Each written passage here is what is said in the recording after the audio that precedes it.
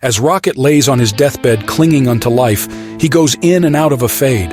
He is surrounded by his family, the guardians of the galaxy. With anxiety fitted on their faces, they caution Rocket to relax and be still, to try and get any opportunity of him surviving. But to understand how they all got here, we have to start from the beginning. Somewhere in space there, a seemingly possessed Cosmo is searching for the lost heroes that fell through a black hole. Cosmo has trouble finding the lost heroes, but eventually does.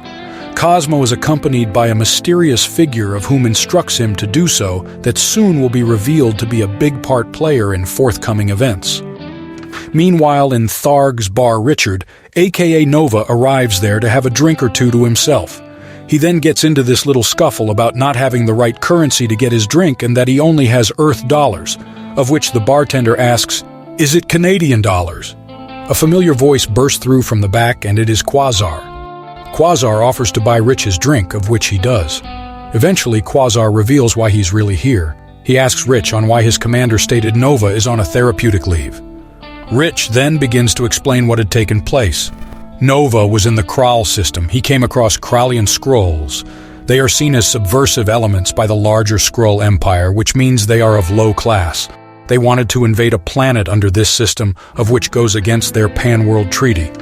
And so Nova was there to stop them, but then he soon found out, even after obliterating them, that they were actually sent by their commanders to kill whatever life forms on the planet because it is seen as the weak side of their entire system.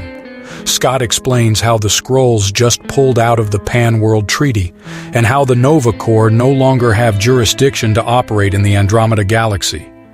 Scott warns Rich to stand down and get out of there, but it was too late. They had already begun their cleaning up process for the planet. And in devastation, Nova, protected by the Nova Force energy, witnesses the cruel murder of innocent people and the destruction of an entire planet while he just stands there and cannot do anything about it.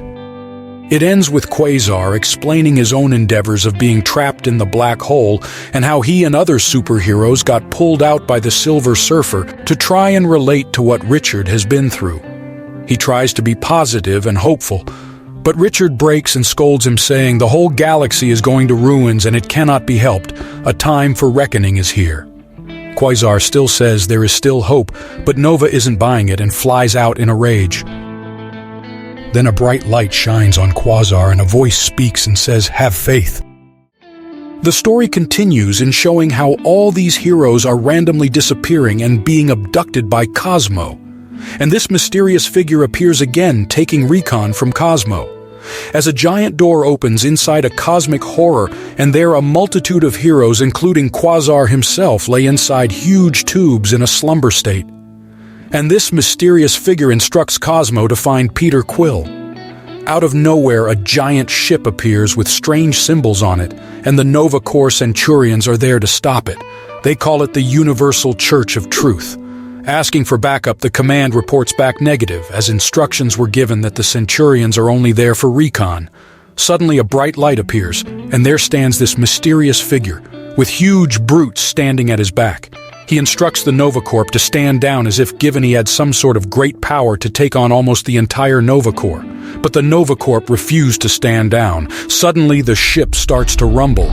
Instantly, the entire corp started to be captured by tentacles that came from the ship. As the tentacles were infecting them, they start to repeat the phrase, "Have faith."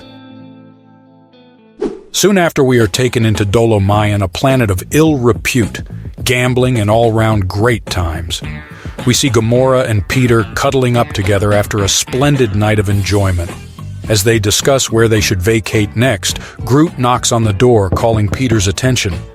Peter opens the door and Groot sternly tells him something is wrong because it is about his father. They rush to their ship as a message from Peter's father plays. It is a warning from him about the Universal Church of Truth. As he also speaks on how he could have been a better father to him as he measures up his finally moments. He informs them on how the church destroyed the whole Nova Corp and most heroes are missing. All of a sudden, he gets attacked and warns Peter to not come looking for him. Before finally losing signal, we see him as well get infected and ends up saying the infamous phrase, "Have faith." But Peter immediately sets coordinates to go there. They arrive and head towards the church's ship while trying to find any nearby aid, but finds no one. He decides that they will still go ahead, and with Lockjaw's powers, they teleport themselves into the church's ship. And there they find themselves in the depths of the ship, with the mysterious figure there to greet them. Immediately they pull their weapons out ready to fire as Peter demands for his father.